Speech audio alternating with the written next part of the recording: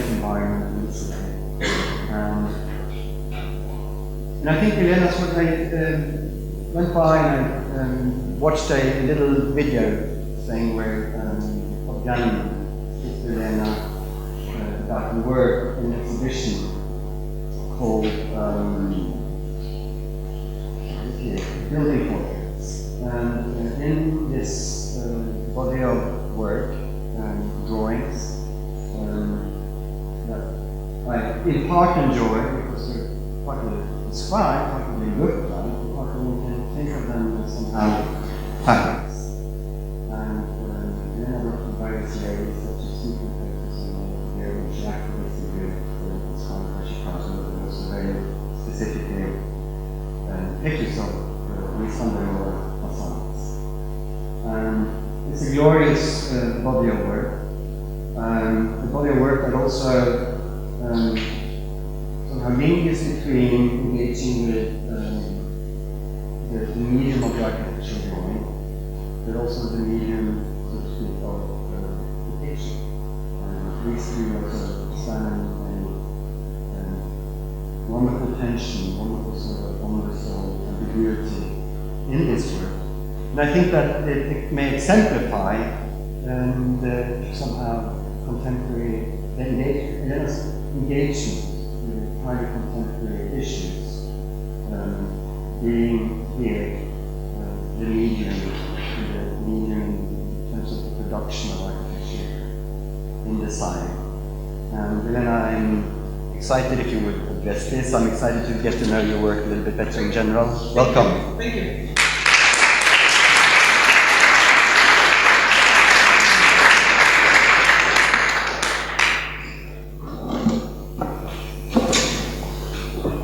Tonight, let me see. Can you hear me? Is it working? My friend is coming. I have a light too. Okay. So thank you very much for inviting me. It's my first time in Frankfurt. I always fly Lufthansa. I am a frequent flyer, Golden Mile, whatever, but I never stopped in the city. So I am excited that you guys are hosting me today. So I finally see the city, and I spent a bit of the afternoon looking at your work. So I am actually excited because I see a real resonance between what I do and what you guys do in a weird way. So I'm excited about this as well. Today we'll talk about the big picture, and I always like to tell you what you're going to see today, and so that you know when it's ending, no? So the class is divided into two components. One is the domain of paint, and one is the domain of ink. And it's also the way in which I'm dividing a book I'm creating now of my current work. So a little bit this lecture will be the first time I put it all together, also to clarify my ideas about the latest production of my office. And really, when you talk about paint, I'm talking about pictures, and when I'm talking about ink, I'm talking about drawings. And the relationship between pictures and drawings will be the hidden secret dialogue that we'll have tonight about the work that I've been working on in the past 6 years. And somewhere in between, because it's not always very easy to divide things you do, they somehow are born from each other. It's a family of work. So if pictures and drawings have been two specific focus of my interest, there is also quite a bit of transition that is what happens in between the two, and how architects navigate these tools for them to become creative tools for their own thinking and production of architecture. So we start with the domain of paint, and I wanted to start with a little quote by Mark Roscoe. And since we're in a fine art school / architecture, I feel like this is maybe a good place where I'm allowed to do this. Mark Roscoe said, "I would like to say something about large pictures. I paint very large pictures, and I realize that historically, the function of painting large pictures is painting something grandiose and pompous. The reason I paint them, however, is precisely because I want to be very intimate and human. To paint a small picture is to place yourself outside of your experience, to look upon an experience. However, when you paint the larger picture, you are in it. It's not something you command." And so that's why tonight we're going to talk about large pictures and size of pictures, because I think when you think of this medium of art being placed into an architectural space, suddenly you talk about experience and audience, which is the hidden, as well, the hidden topic of this tonight's lectures. Also, now a little autobiographical note. This work on pictures started maybe 2006, so it's by now 10 years ago, when I went to Carson. Carson, for whoever has not ever been in Los Angeles, is a place where Jeff Koons used to produce some of his work. And, you know, I was going around to see all these bunnies and sculptures that I'm sure you have seen many times. It's quite famous for those. And I stopped in front of this one, the Play-Doh Sculpture, which at that point was really not done yet. And I knew only the painting, which is on the side. I knew that kind of work, the flat work. And when I realized what I was looking at, I was looking at the three-dimensionalization of a painting, I started thinking of techniques, actually. Sometimes artists make you think about techniques they're master at that, more than architects sometimes are. And I started seeing how a group of workers were trying to mimic a small pile of Play-Doh they had on a piece of paper. And it was a huge struggle for them to actually reproduce the quality of the Play-Doh, the stickiness of it, and the material effect and finish of it.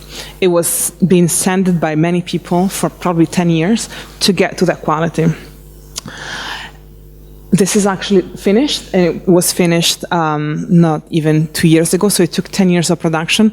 And really the piece, when I was seeing them making it, it seemed to be interesting because it really scaled up in a gigantic way, something quite small, and tried to work with materiality without using the truthful material. So they were looking at something and reproducing it at large scale with something completely different. It's actually made out of, you know, a set of materials. It's plastered at the end, but has nothing to do with the sticky material to begin with.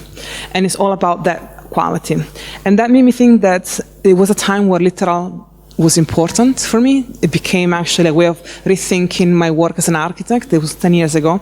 Most of my work was geometrical. I was working with abstraction mainly, and computers and crawling cone animation, scripting, all of these geometrical techniques that a lot of people my age were quite engaged with.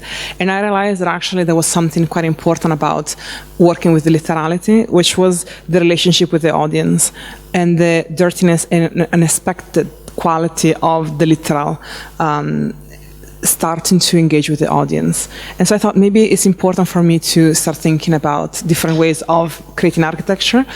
And it's not just about the processes of geometry, it's about actually getting something analog in the computer. Why literal over abstract?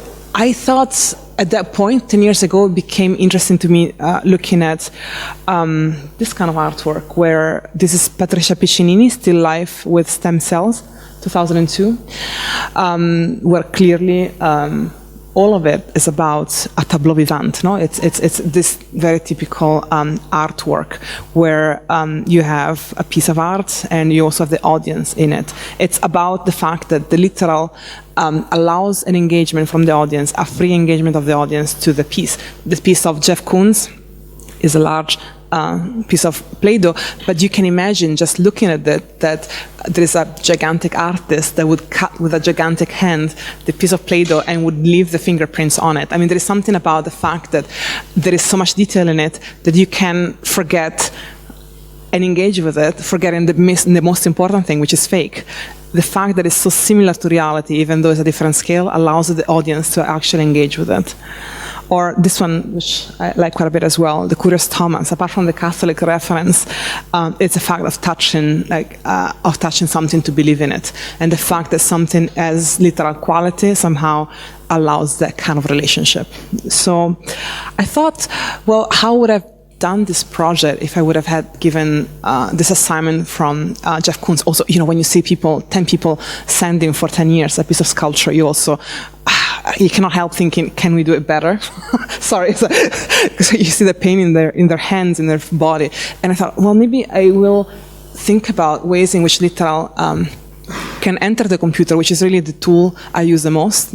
I mean, whether or not we like it, that's where my creativity somehow enters. And I started scanning. That was 2008. I started scanning instead of modeling, which was a weird thing for me to do. And I did scan a finger to begin with. It was the first time I opened the scanner, and I scanned a finger because I thought I wanted to do the fingerprints of the artist on the Play-Doh. So that was the first moment where I thought that's an interesting thing, actually, to understand geometry in this way, how analog geometry can come with a lot of details inside the computer. And I started a lot of scanning and more scanning, different ways of scanning. At that point, laser was still the way to go. There was not all this kind of much more intuitive way of scanning through pictures, which now I think is incredibly easy on the iPhone. You could do it. So in these 10 years, I think scanning actually had a lot of it became a tool for everybody, but that was not the case 10 years ago, but now I think it's the easiness of this. But what I thought was interesting is that it could start detecting qualities that not always you could have in a geometrical problem or an abstract problem. So I started looking at facades, and clearly this one, where is my mouse here? You see my mouse? No, you don't see my mouse. Maybe, who knows? It's okay. The one on the left, you see the guy, so that's the real picture. And this is the scanned one, no? And you understand that then the drawing becomes, this three-dimensional scan actually has something, that the picture is not just a picture, actually becomes a geometrical one, and is a place of creativity. I also like words. As a foreigner, I'm sure that many of you are foreigners as well, and you use English as your second language, and sometimes it's interesting to see what translates and what doesn't, and there are words in English that are not in Italian and vice versa. And picture is a beautiful word. And I thought picture is important more than images, at least in my work right now, because it means a manipulated image. The picture constitutes the ground for the pictorial, and a picture really is a new drawing. So it's something, there is something about picture not being just an image and being something you work on. And also now, I guess, scanning afterwards became really about picture taking. So, and the geometry acquisition and that process really is going through pictures. And so I'm going to show you a few of those projects I've been doing in the past few years. Some of them really deal with the idea of pictures, and you will see how then I go back, I take my way back to abstraction. And the first one I'll show you is fabulation. It's quite, I show you this one because it's quite straightforward and set up the argument. I gave myself the problem of still nature. Like any artist would, still nature is always not about the subject of representation, or, I mean, not in this case, but usually still nature are those kind of paintings that one artist would do, not because it's important that you have bottles or apples in front of you, but it's because of the style you're using to depict the subject matter, that you make this a benchmark to define yourself against previous masters. So it's a place of fight. No? It's a battle. It's where you're a young artist, you decide, an older artist, I'm going to do the same thing you've done in a different way. And I thought, okay, I'm going to just choose something that has no controversial topic. Nature is like where nobody can, we're all politically correct nowadays. So still life is really where I can talk about tools only to begin with, to understand what the potentials are, and then move from there further. And the scanning somehow opens up new possibilities of looking at objects in a different scale, to enter in them and to augment the colors and create this level of fantasy that usually might not even be in the real object. So you scan something real, and that's the real scan, but then when you start looking at these things in the computer, you start manipulating it and zooming in and out of it until you find a different level of quality to it. And this became a large painting for the Biennale in Istanbul in 2014, where photorealistic scans start to occupy a wall of the Biennale, with a set of insects and animals crawling on it. There is clearly an idea of graphic interdimensionality being flattened into a printout, and also a tension between the photorealistic quality and the scripted quality of the image. And I'll show you a little bit of the process of the making.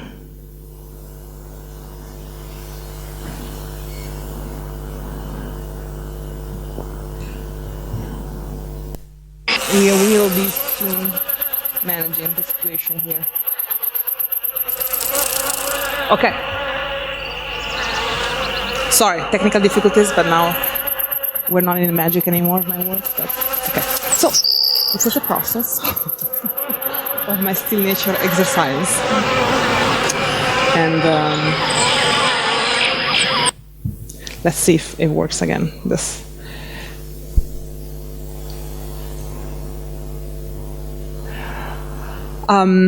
Looking at the process, I started also thinking if one is naturally, if the exercise at the beginning was really about photorealism, I started looking at the qualities of the work really was painterly. The fact that you could act on the scan as you would do on clay and paint it with brushes seemed to start evoking the possibilities to really think about this as a way of working in a much more intuitive way instead of being a much more analytical and abstract way. So I started looking at the analog brush strokes and looking at Roxy Payne, the blob case, and really understanding what it means to work with the brush strokes and the details of it and how they define the way in which then the picture and the pictorial is conceived and produced. And then I worked on how can you then bring this into the computer? How can you actually use your mouse as a brush stroke? How can you work on high definition polygons, meshes, and brush on them?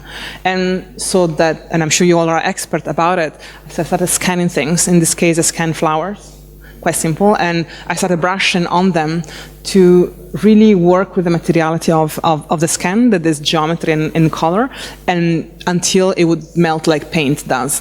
It's something that somehow then allows you to go from very realistic qualities to abstract quality, how you can then brush on top of each other, up to the point of embedding also materiality to it, almost to the point that it breaks, the quality of the paint breaks. In fact, this project is called tempera, which, it's paint in Italian, really. And I then worked on this kind of three-dimensionality and bidimensionality of the image for a project for the MoCA, the Museum of Contemporary Art in Los Angeles. They invited 12 architects. Out of the 12 that chose 3. It was Marcelo Spina, Tom Wiscon, and myself. And we all developed one pavilion each that somehow would exemplify the moment in architecture. And this was my proposal and finished piece. It was a cube, rotated, working with the idea of painterly, clearly. There was a big quality in the project, the idea of color dipping something in the ground so that actually colors and form would inform each other. And inside of the cube, this photorealistic quality of the paint was printed onto metal with insert and inlays in mirror, so you would see yourself and your image immersed into this fantastic environment. Clearly, some of the techniques came from looking quite clearly at James Rosenquist, the idea of the cross-hatching as a way to interpolate two things, two images together, is a way to see simultaneously two things at the same time. And this was used to geometrically organized inlays of mirrors that would start reflecting the viewer into the fantasy of the landscape around them. These are some of the close-ups of how the piece has been made, and some of the details of the structure inside it, and how the panels then technically would come together. I'll show you another video if we make this. That is actually a project that came before. I've done in A&M, Texas. and shows a bit of the process of making something like this.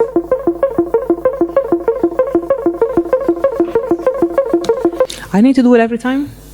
What was it called? I'm coming. All right, so I need to do it every time. Let's see. You see me? Okay.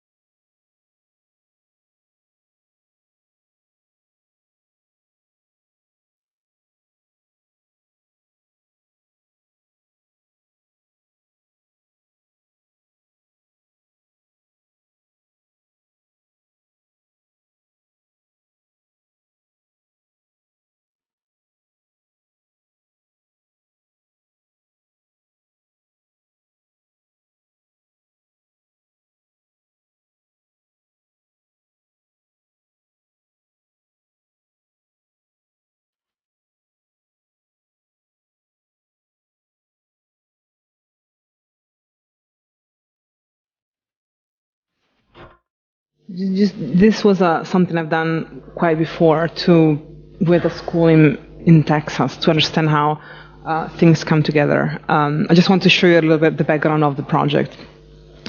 Talking about photorealism, this was another very small show at the Pacific Design Center called Eye Candy. For whoever has not been in Los Angeles, the Pacific Design Center is a set of 3 buildings by Cesar Pelli. And again, I started with something literal like candy in this case, and I scanned them and I started scripting them. And again, a lot of the tension is between the literal and the abstract and how they come from each other. I'll give you also a sense of how the script operates and how the project has been graphically produced. Yes, and I will do the epopee. Let's see. Look at that.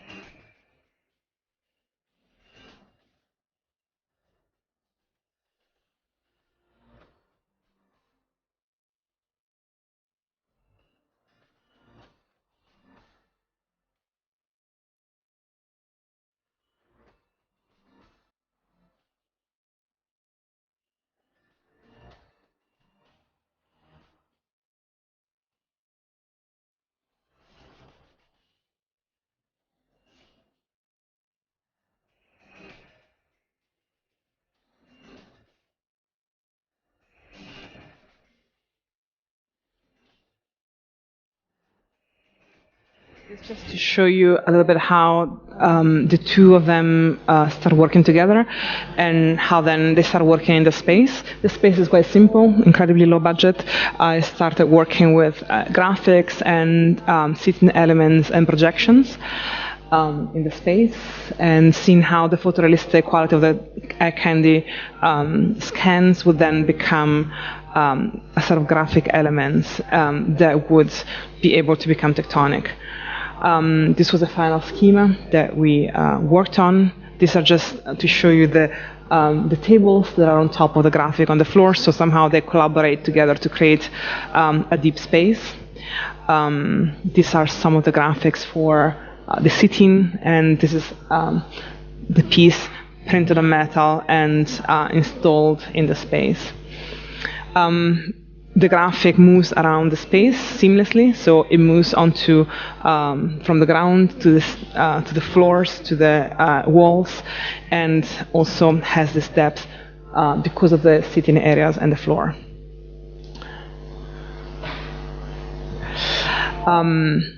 Again, talking about pictorial spaces, this is another project I completed actually this year. It took quite a bit of time.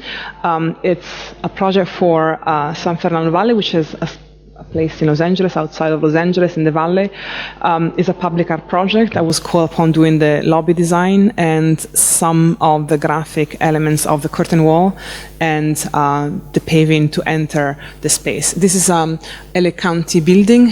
It's a building where people go probably at the worst of their life. It's about mental health departments, or when people get out of jail, or when you actually have to request alimony for kids. So it's not an easy building to do, but also it's a very interesting project because the clients actually has real expectations on the art to participate in actually the actualization of their program, meaning helping people. So I decided to work on the entry sequence. People have to line up. There are 1,000 people almost a day going through this building, and people have to line up. And so the idea was to work on the ceiling of the lobby. So from the two big elements, yellow elements that bring people inside, awnings, inside the screening area, where actually is very similar to the screening security area you go through for the airport, and then having a landscape, like basically a pictorial plane on the ceiling that connects the two doors. So this is the entry door, the exit door, or vice versa, that connect the parking to the street. And I created this 44-foot painting, basically, that wraps around the ceiling. And again, a lot of the process started with the scanning of real element, nature, and the painterly quality of the nature that I started working with. So it becomes really truly a painting of three-dimensional elements that then gets scripted and becomes more geometrical. These are some of the elements that I started working with. And then how those are scripted. By now, I think you've been seeing them more than once. And really, everything is quite precise in terms of coloration and tectonic of the colors and how they come together. And again, there are also photorealistic elements that somewhat do what the fingerprint of Jeff Koons do on the Play-Doh. It creates this level of believability. So you believe the picture plane because of those elements are so photorealistic. So this is the finished piece, and again, there are elements of insertion of the inlays of mirrors. So when you look up, you actually see yourself into this fantastic painting that folds and wraps around the space.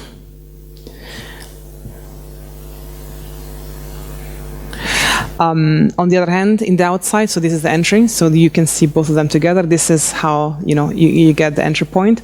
I also worked on the facade. This is glazing that I, again, worked with the same techniques and goes from being glazing to being paving outside. So connecting the inside and the outside of the building. And in the entry, this is where people line up to enter into the building, and on the other side, there are the interview room where usually families that have been away for a long time get reunited. So it's kind of a screen for that. So there is quite a programmatic element actually in the pieces of this artwork. And this is all the outside. In the inside, on the other hand, is much more transparent. So it's from the outside, you don't see that much inside, whereas from the inside, you see almost seamlessly to the outside because of the way in which the glass is composed of different layers of solar band and printed glass. And this gives you a sense of the shadows of the piece and how during the morning, which is really the time where people line up in the building the most, the sun moves on the facade, almost opening up the painting like a curtain. So you see part of it is in shadow, part of it is in light, and it moves between 9 and 11, which is really the time where people line up the most to get their appointments. This kind of theatricality starts working. I'll show you a small video of the making of the glass.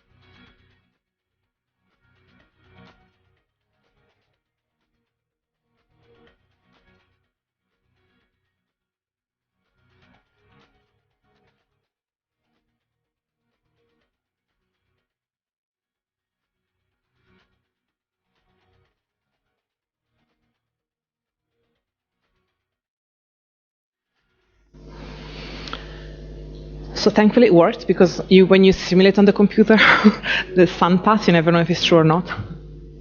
But no, it did do it. So this was the domain of painting. So it was the first part where I really worked on the idea of photorealism and scanning and this imperfect medium, and how then bringing the analog material into the computer. And then the second part of the project really is the domain of ink, how to bring this back to abstraction, in many ways tectonic problems, to move this away from being just a graphic. And this, was I think a very conscious experiment that went on for a few years, and then now is moving into the second part of the project, probably, which is the domain of ink. I'll show some of the projects that inspired this desire to go again towards geometry. This was a very small project I've done for the Guangzhou Design Biennale, where I was working with just a wall, and they gave me just one person to work with, which was a company that was printing wallpaper. And so I worked with the idea of lenticular wallpaper that would actually shift and look very three-dimensional when you paint it. And I wanted to create this idea of presence of these 10 masses, almost three-dimensional, although they were actually bidimensional. And I started working on the relationship between the geometrical and the figural, and how they then come together with different techniques, which by now you know metrics. This is the James Rosenquist cross-hatching. And this just to give you a sense of what it looks at the end. So it's quite three-dimensional actually because of the shadows and the way in which it's been constructed, but it's completely flat. But it's, also it's engaging with, and you don't see it, but my mouse, with this reality of the small elements of the light switches or the security lights that somehow are embedded into the wall. And this is just to tell you that actually it was flat, the wall, although it looks quite three-dimensional. The project was a graphic project that then opened up to multiple others. This was a small competition that actually I won for the city of Longmont in Colorado. Is the extension of a museum, and we did in the office the restroom. I thought restrooms are interesting actually when I got this project. I thought, it's a small project and I love it because did you ever wonder what goes on in the other side? I do. I know, you go into one side and you think, okay, it's going to be specular. You're a woman, the men are over there, and you wonder, well, it's the same, but it's not the same. It's dirty or not dirty, it smells. I don't know, there's a weird thing about restrooms and knowing that you're allowed to only one part of a symmetrical half, isn't it? I don't know. So I thought it was interesting, and also I thought it's difficult also to divide restroom. Nowadays, I think things and boundaries are less defined, and maybe it's okay to work with that actually. And I thought, let's make something that maybe connects the genders and connects fantasies of what happens on the other side. So I started thinking about men and women, and what if they connect to each other? Would that be interesting? And what if I connect them multiple times, and that creates shade areas in between them? And I literally made something that would wrap around the restroom. So you have the box of the two restrooms, which are more or less symmetrical, and I would create something that connects them and brings the experience back to where you are. And this was the graphic that would fold on each other and come back. And this is how then it would wrap around the ceiling of the two restrooms. So you see one side is female, one side is male, and it would occupy partially, because you don't want people to touch it too much, partially the elevations, and very well the top, the roof, which is actually what you see when you sit down in the restroom. So that's the top view of women's and men's restroom. These are the elevations of the two together. And these are some of the details of the graphic. I wanted to create this idea of the fold, so you actually would imagine then going back and forth in the space. These are some of the smaller detail of the craziness of the work. I mean, this is a very small project, very small budget, but somehow incredible amount of labor, as always happens. The madness somehow explodes in my office. And this is how the piece goes around, and where it gets the light, it moves and wraps and goes to the other side of the restroom. Also, this is what happens when you look at yourself in the mirror. You actually have something in the background that is this fantasy of landscape somehow. So I thought it was interesting also the fact that you're staging yourself, which I thought it was interesting. And it looks almost like a gift, a package, like where you wrap around the corners, where it becomes interesting how you actually can go around something that is complicated, actually. Like a restroom has a lot of partitions. And again, engages with the verticality and the horizontality. Again, a small project, but I had a lot of fun doing something like this. And I think it does become an experience for whoever goes inside to start thinking of what goes on the other side, and somehow having these things together. As you can imagine by now, I've done color in a big way.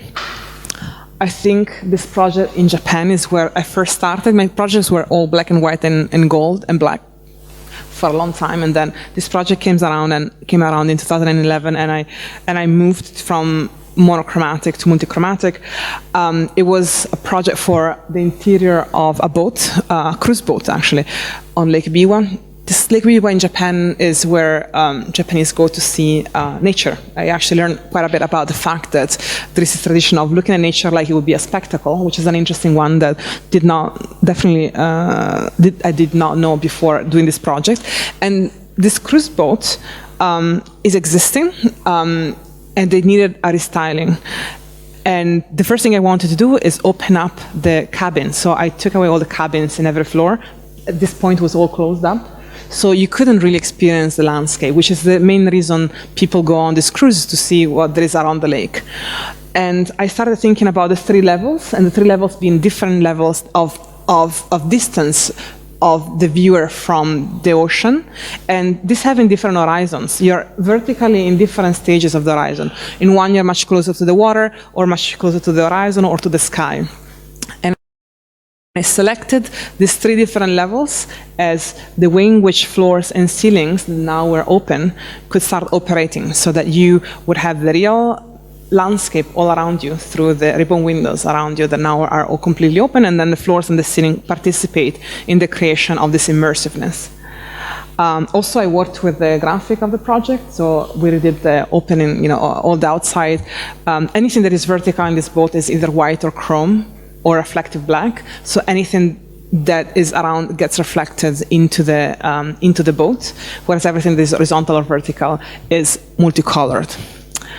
So the idea is that the chrome elements would reflect the sun, the elements, and would actually really change and make the boat change as well.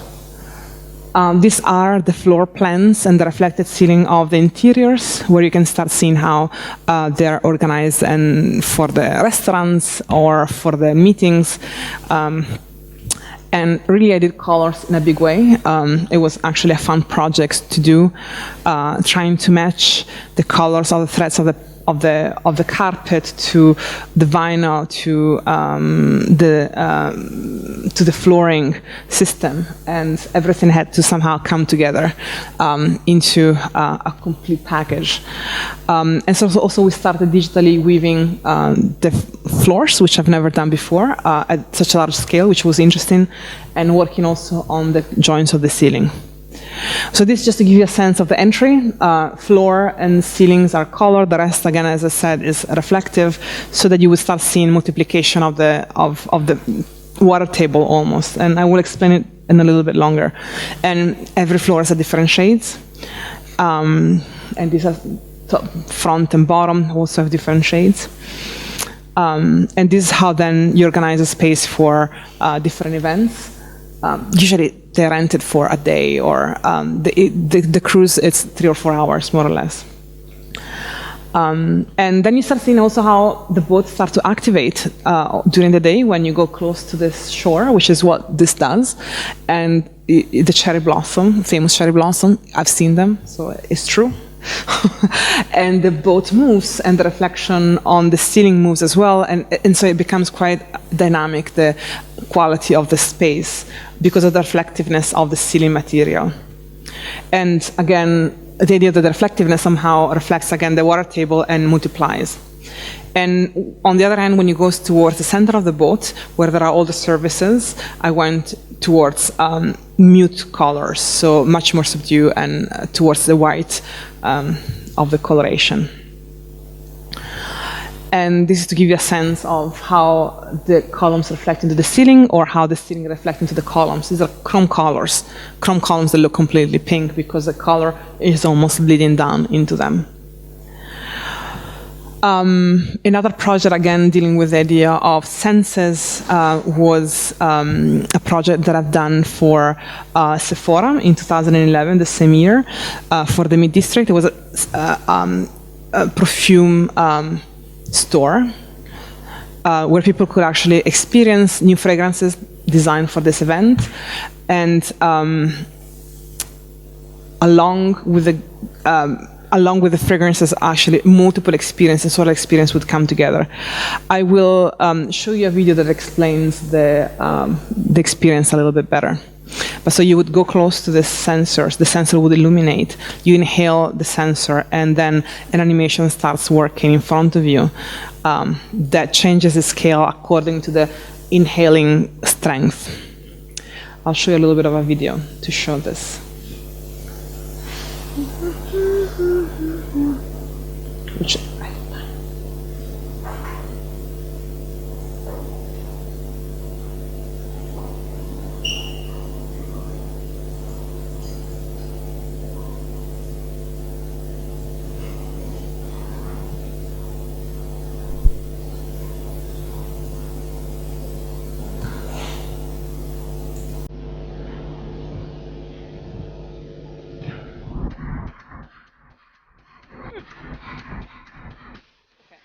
we're looking at it like that.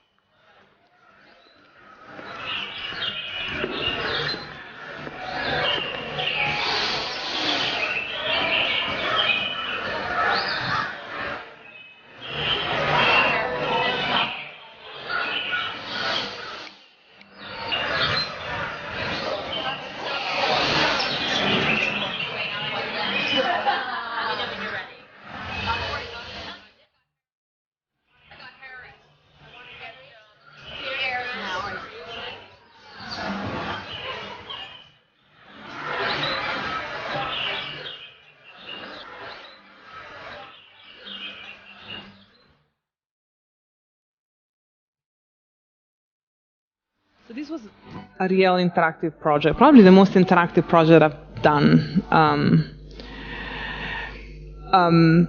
Again, going back to drawings and projection and abstraction, a few more examples of how I dealt with this for, this was for a Biennale in China, actually. I started projecting patterns that smear on the sides as soon as you cut them. So the idea is still working very sculpturally with, as you would with foam or would with clay, but in this case also seeing what happens to an image, an abstract image when you do that. It's a quick project I'll show you. It just became clear that I was interested in going from the pictorial to the abstraction at that point, and this was just a sitting arrangement of a lacquer piece.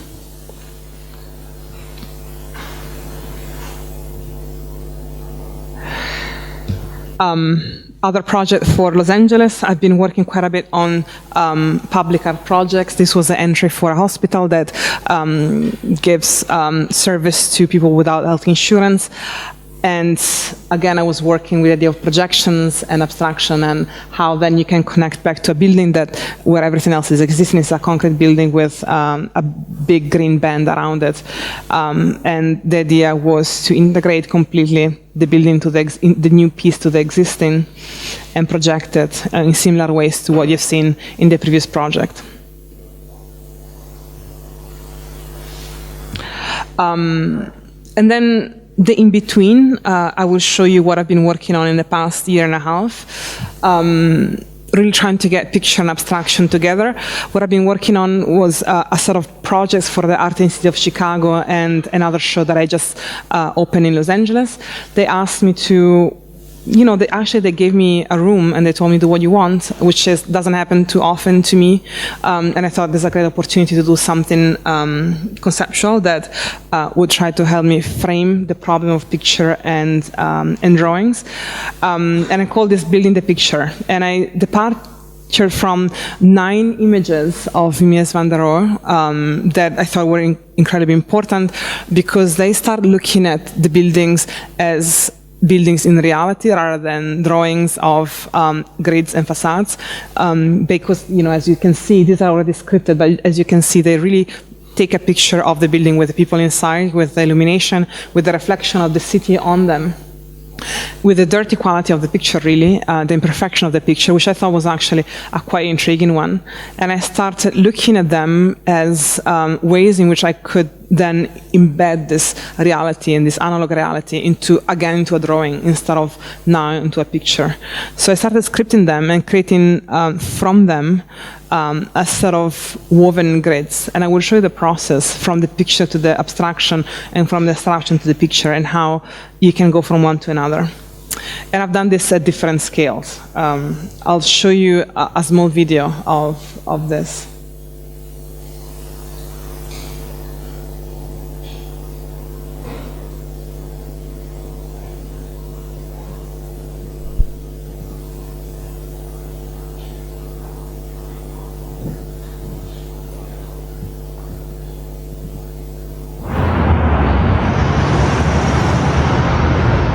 On this side of the frame, you can see the original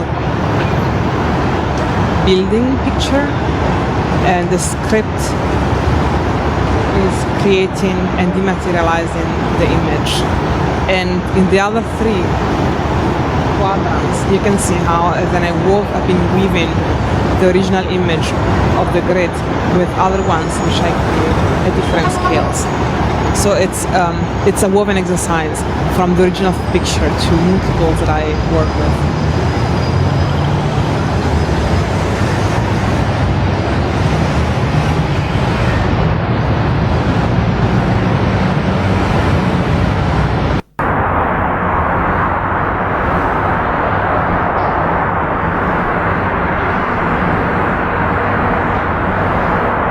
There are 10, so I'm going to go through a couple of them only.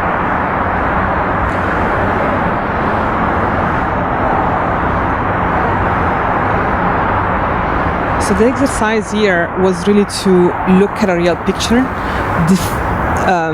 decompose the picture into vectors, weave the vector with a design of my choice, which was a color grid, doing this at different scales that also would start symbolizing different topologies, different relationship with the edges, different scale of the facade. And I've done this for every single picture. And this was the beginning of the experiment.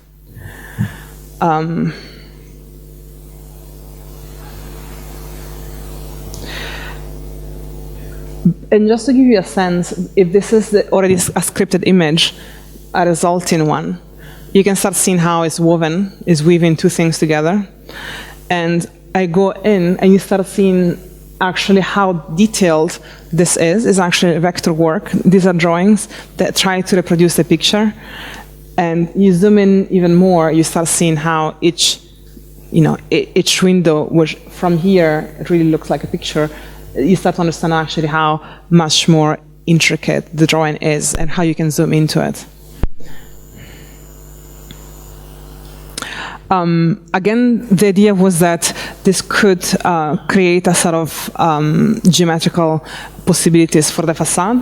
One of the major things is that if, for sure, Mies van der Rohe was working with a technology that would work windows and slabs together, that nowadays probably that relationship is not as crucial as it was back then. So that windows versus slab might not necessarily be the same, which means that you don't need to have a window between the two slabs, but you could have much larger windows or much smaller ones, which is something we've seen. So the relationship between the two is not anymore that's linear, actually, and this project somehow start thinking about that.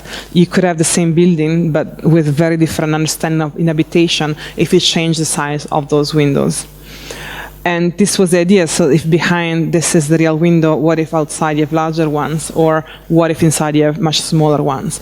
So what happens if multiple grids come together? Does it change the scale of the project, although instead of the inhabitation inside is the same, and how then the perception of inhabitation changes? I worked with, therefore, these 4 different scales, small, medium, large, extra large.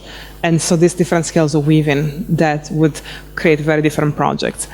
I also looked at the grid not only in elevation but also in plan and how they would work together. So things that I was doing in elevations then would implying different kind of plan organizations as well, and therefore start thinking about typologies. So the grids, yes, work with fenestration in Mies, but also works in plan, and how do they work together? And therefore I started working with a set of typologies from housing to mid-rise to even bridges and so on. So that this was a drawing that somehow starts to summarize the experiment of the work I've done for the Art Institute in Chicago. And these are some of the drawings that came out of it, within the real building with the new one, and some of the details going in showing this idea of colorations and discrete colors coming together and how they start creating tectonic suggestions. And therefore, I worked on them also three-dimensionally, started working on architecturally. I'm going to flip through of them because it's many of them, and I'll flip through them because a lot of it became chronicle exercises. I produced 1,000 drawings probably for this show, and a few models, three-dimensional model that would start try to understand how they would become tectonic, how would actually become real proposal for facades, and how then you could imagine different typologies or different schemas that start working with those techniques. This was clearly working with the idea of the plinth or the porticos. How then you work with the idea of the edges. There is something about this project where the edges are never going to be straight, and this became interesting how then the weaving come together and suggest a different relationship. And then what if then it's not anymore a straight box, but we're starting to think about them as shapely. In this case, actually, this is just a scripted line work that is start to really convey the quality of fabric of the scripted elements. These are some of the typologies. So we went to the high-rise elements. More of those. and just a close-up, just to understand how intricate the work was. Also fantastical typologies like bridges. I don't think anybody, or castles, or whatever you think of this. It became quite a fun exercise of silhouettes as well. This was a little bit of an industrial building extravaganza. Started working with sheds or chimneys. And then I started also going beyond the idea of the drawing itself as being just a flat drawing of a facade and projecting, again, the facade onto a geometrical volume, how that starts really informing different views of the building. If you start projecting idea of inhabitation that are skewed, what does it entail? If you liberate facades from slabs. And these are some of the final pieces that then I built in 3D.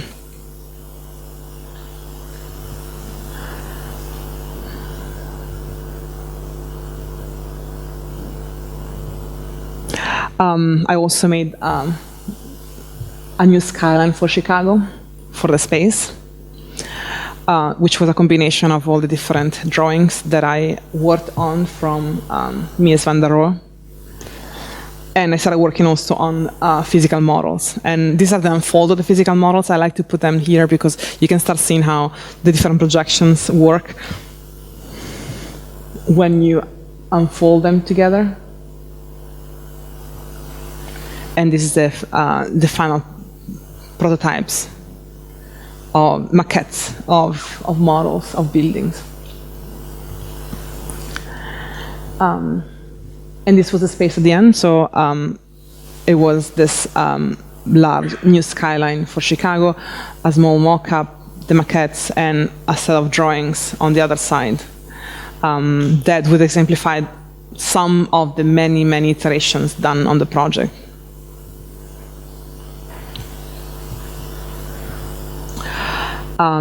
This one then became another project done for, I moved up in scale. This was a project for BMW. It's basically a Trojan horse, what I would call a Trojan horse. The client asks you for something, you want to do something else. And in many ways, I try basically to create a miniature city. At human scale was called the installation, so trying to understand the new role of the human scale in the city and the car in the city. And I rebuilt some of the drawings developed for the Art Institute of Chicago at a larger scale, so you could actually walk between them. They would be larger than the physical models, and it was a 1:5 scale. And became interesting to see also how these unfolds became drawing on their own, which is part of the practice anyway, is working through drawings as well as physical models, and how the drawings have their own also ethos, and they work as artwork and also architectural drawings.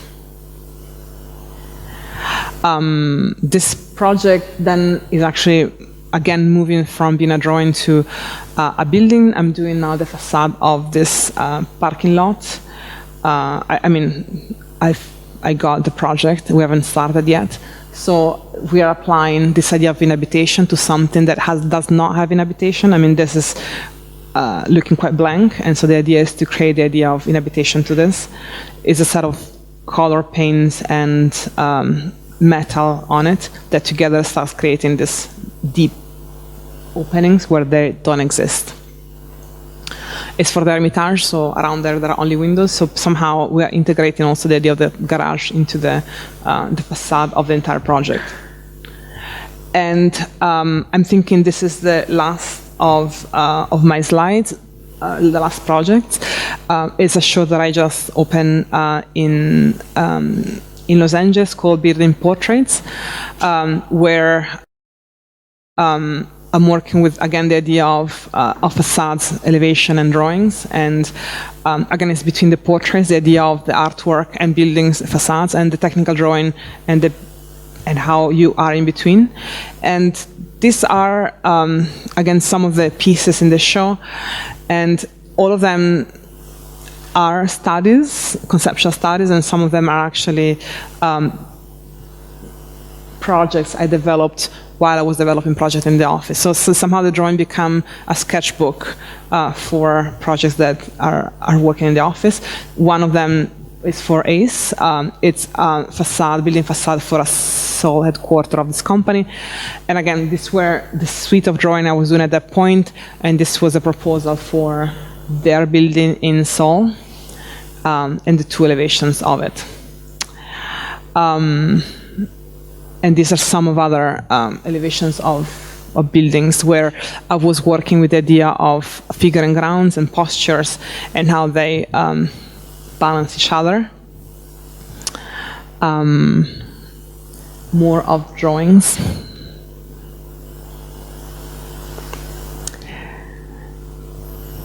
I'm just going to flip through them until they're finished. Okay, they're finished. Thank you.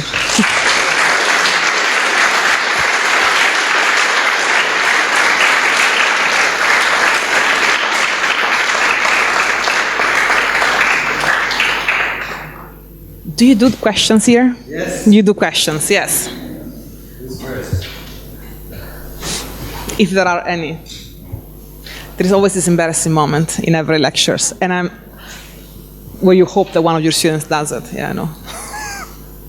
So, what software do you use now?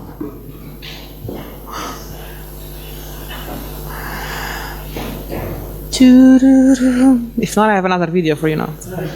I have plenty of videos. There's a hidden story about the audience. Yes. Learning to know a little bit more about it. I think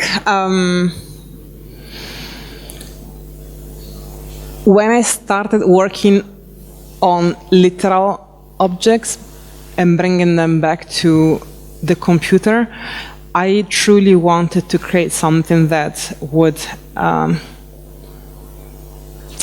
appeal or look photorealistic, because I wanted to create a bridge between audience and architecture and making something quite recognizable as a device to create an experience. There is something about art and the ability of certain art to convey familiarity.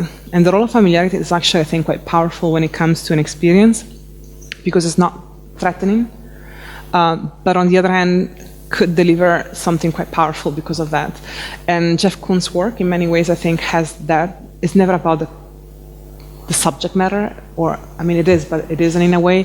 They're banal objects, but it's the finish and the quality of the work that somehow creates the experience. You go towards the balloon thinking not that you would know the object, but what's interesting about the object is the size of the object, and that you wonder how this thing is done, and it looks like it's light, but you know that it cannot be light, and that suddenly, while you're wondering all of those things, you start realizing that the reflection of the finish is engaging with your image, is engaging with the rest of the things around you. And I think there is something quite powerful in almost breaking the surface, intellectual surface of the audience through literality. It becomes a device to engage with them.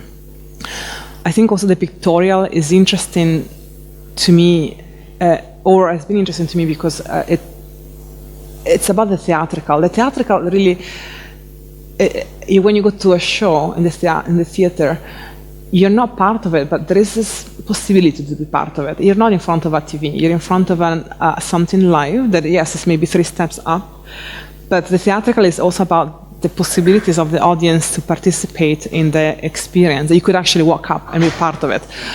And I find that literality and scanning was a way for me to create a tension between something that is known or something you could participate in, and therefore creates that kind of tension with the audience. I think it's also was a personal moment to decide to change tools that I wanted to use. So, you know, when you are very experienced, in certain tools sometimes is also becomes uninteresting. After a certain amount of years, you work with them as a way of thinking, and for me it was a way to reverse completely the way of thinking, the idea of audience and literality instead of the world of ideas and geometry in my head.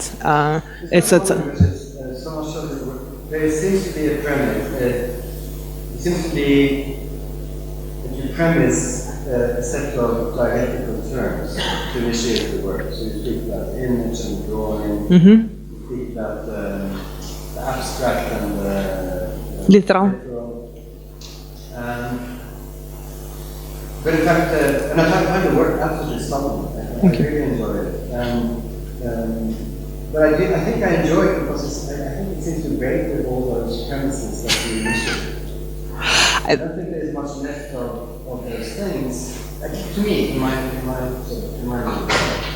when you go along, audience, for instance, you rely on so you set up double abstraction of the narrative. Right? The narrative helps to define the audience, initiates the experience of the audience. Yeah. To me, it seems to be the possibility of an audience entering into the work is rather a question of you're playing an absolutely stunning little game in scale, and then saturating the visual field in such a way. So I was also thinking, for instance, how do you imagine your work? Because we said that just before we started the lecture outside. So you pointed to the interest in architects who would actually engage with the city. And so here you do toilets, and so when you say, oh, there's a pretty fucking city. On the other hand, it's actually very the saturation of that visual field seems to be extremely almost I don't know, urbanistic. I have no problems imagining a sort of urban effect of the work, simply premised on that incredible attention to detail that plays out on various scales, the range of scales, and the fact that the visual field becomes so hugely, so intensely saturated. There's no possibility anymore to actually, you cannot detach from it.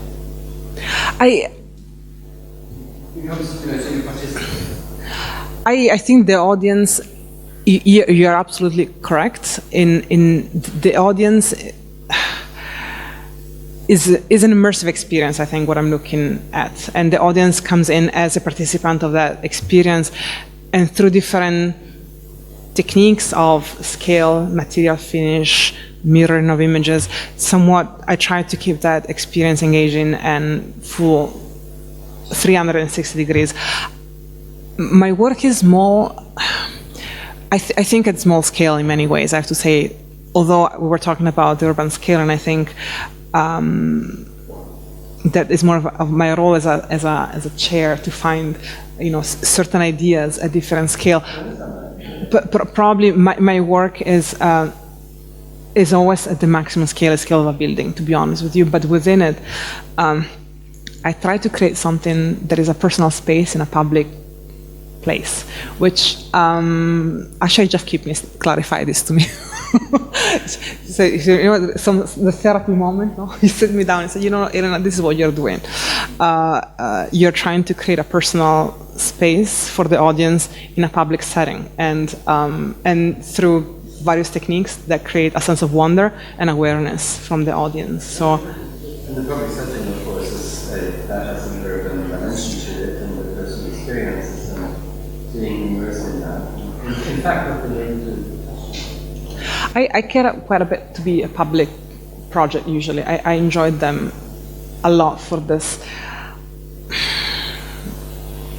for the possibilities of expanding my horizons as well as a designer, I have to say the truth. It is a humbling experience about working with these public projects where there's always some kind of tragedy. You go out of these meetings thinking, oh, there are people actually that matter. And they do work that actually matters, and somehow I'm called to participate. And although as architects we try to say that we matter, sometimes there's actually you have to matter with your own tools is actually a privilege and not always a possibility, to be honest. So yes, It seems to be very distinct, not a break, but there's a distinct, there's a distinction between the two parts of the work that was shown. One is when you go to Chicago, it's all grid. And it's very different from the work that, if I remember correctly, it's largely based on natural Yes. forms. I think the work done on nature, still nature, was mainly to learn, in a weird way, techniques. I'm going to say something nerdish about it, but somehow I think architects, or at least I am the kind of architect that becomes incredibly obsessed about a technique and try to find ways in which the technique can be developed. And it was a specific moment in my life where I want to break from what I knew as being chronicle of work that I would do geometrically. I think all that work came to an end in a way, and I think the work I've done for the San Fernando Valley, when it becomes a big ceiling or it becomes a facade, I think that somewhat to me was the maximum scale I would bring this pictorial quality to fruition. I mean, I think after you've done a facade that moves with the sun and animates, I felt like this is actually a moment where I think if I would go larger, it would not change the project. It needed a certain scale for me to be tested. And I think then for me the next scale up was actually maybe a jump, a much larger jump to the entire facade. And in that case, the picture is not anymore the relationship between the user and a curtain almost. Like it's not anymore maybe 3 times larger than you, but somehow those sizes are fixed. What if I need to have a much larger picture? And that was a moment where I moved to the project in Chicago, where I actually took the picture of a building itself with an habitation inside, and then started working on that relationship. I think the project of Painterly is concluded for me, unless really they give me another project on that, but it's okay. You know, the clients sometimes are always like asking you for things you've done 10 years ago, but it's okay. So that's there.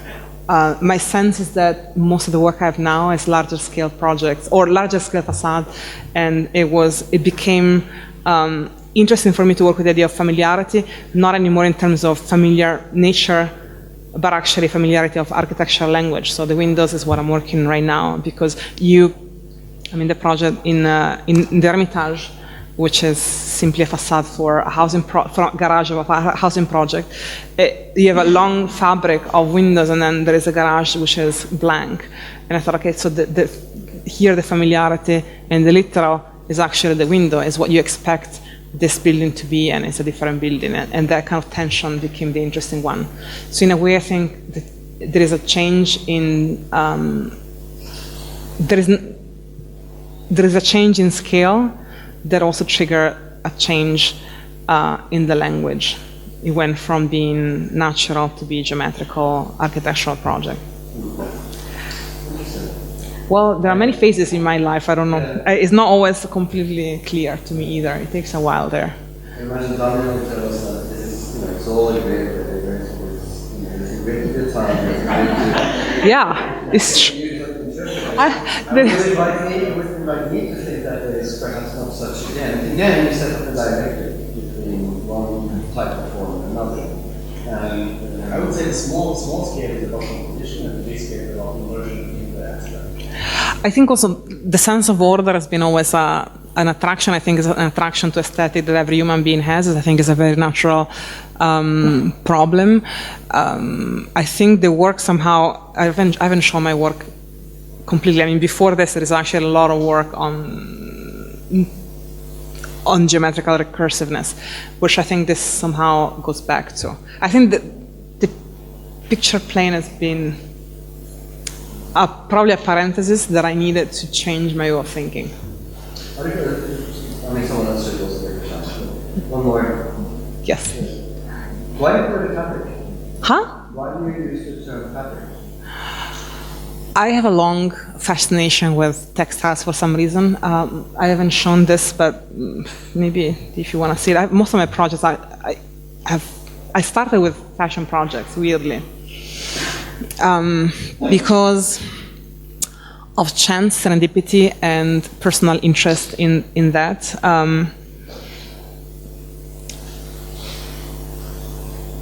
It seemed to be the place where image, drawing, geometry, and material can come together in a very playful way. And when I started working, it seemed actually that the human body could be a good canvas to work with curvature and actually understand how you would handle geometrical features of developable surfaces. This was 10 years ago. And a lot of my work really goes from the flat to the three-dimensional. So the fabric becomes a way just simply to give a material quality to the drawing. I think most of the work is really about drawing flatness. And when you then use the drawing as a motif, it becomes a cutout of a metal sheet that I shaped. The drawing then becomes an object, or it's a print on fabric that then get cut and assembled together in a different shape. Really, the drawing, the two-dimensionality is the point where all goes back to. Either a three-dimensional process become bidimensional and three-dimensional again, or vice versa. From bidimensional, I fold it up to three-dimensional. So the fabric is really more of a hidden word for pictorial drawing, probably, with material attached to it. I haven't shown a lot of work that deals with textiles. I've done quite a bit. Actually, I've done a few projects for companies of clothing and textiles, which I actually just finished a project for Alexis for textiles, which was fun to do. I don't know, today I tried to keep it to the book structure that I was working on, but yes, I can show you if you want to. I don't know, we have time or no? I don't know what it is. While you formulate thoughts, I will try to open, who knows what I have here? Frankfurt, no. Are there other questions meanwhile? Professional practice, this is like out of a gig of files. I have a question. Yes. I'm curious about the method of selection. Not so much the method of work images, but once you have thousands of images that operate on a single kind of immersive level, how do you actually go about selecting what you want? I think that's how it moves. I don't work in chronicles. I don't work in multiples anymore. I'm gonna be honest with you. I don't work with animation anymore. I've done that quite a bit when I was working for Greg Lynn, which I come from that generation of architects trained through Maya towards animations. That definitely is not my concern anymore. The one of the choice. I usually work in single. Okay. Now, I have a lot here. No, don't worry. I will just, I don't even know if it will. No, I know. In fact, I'm not going to show you anything of that kind. What do you want? Fashion, yes. Well, I've done a few projects for some these are really old stuff, but this was for Nike. They were working with customization, mass customization. We're talking about 2004. And so I developed with them a few ideas about textiles and how customization could work on the human body. And this is actually where animation was. To be honest with you, it was like just coming out of an office of somebody else's. So this was one example where I was working with typologies and animation in between, how you choose in between. The idea was to let the customer choose in this case. So I was going from one typology, like a pattern A to a pattern F, and in between, whatever would happen, somehow would be a customization of the client that would open it up, decide with a slider what it would look like. And that would change ideas of, typologies. That work somehow, to be honest with you, is finished for me. Animation somehow ended at that point. As of now, I work in single object. Or this is another project I've done always for Nike. I worked with a textile designer that developed a textile that opens up with the sweat. And therefore, I worked on the mapping of the human body and trying to figure out the heat zones. And this became a collection called Nike Sphere. I think this was 2005. We won the award of the year for the intelligent product of the year for this one. And it was simply 2 layers of fabric. One was laser cut on top of a mesh that would allow you to perspirate, you say that? And the top macro react fabric curls up with a sweat. This also became a line of different clothing for dance and different kind of apparel. These are some of the work done.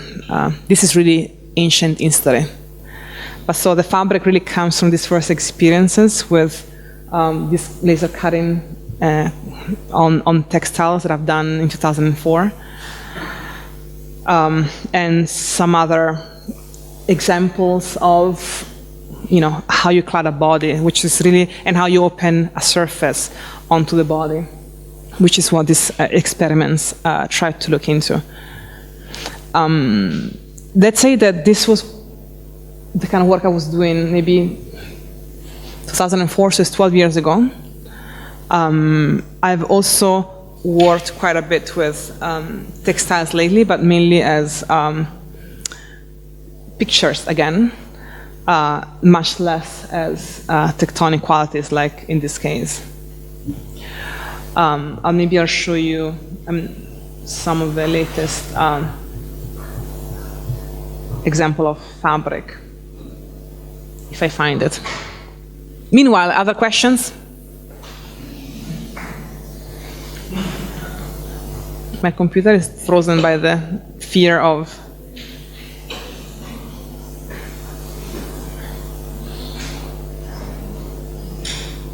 Adil, come on. You don't know, but Adil was in my office how many years ago? 2, not too long. Did I show something you did? Yes. No, but I've noticed that towards the end of your presentation, the latest work, Yes. in terms of in the realm of drawings, you started working with aberrations within, Yes. right? Bravo. Yes. Talk about it. No, but then that basically goes back to your early division, and then you're actually going back into the realm of painting. When did you say so? I know I go in and out. I know it's difficult, as you know, to make, yeah, I've been doing a lot. I don't know. This is an interesting situation. I've been doing a lot of scripting projects like this one where, yes, you go from photorealistic to aberration. So a lot of it is. And this is again a textile. Yes, I mean I could go for an hour, but let's. I was trying to look for something else that I don't find. Okay, I will show you the product of. No, Ben is not here. Okay, Ben van Berkel. I wanted to show you one of the fabrics. This already tells you too much work. I should have vacations.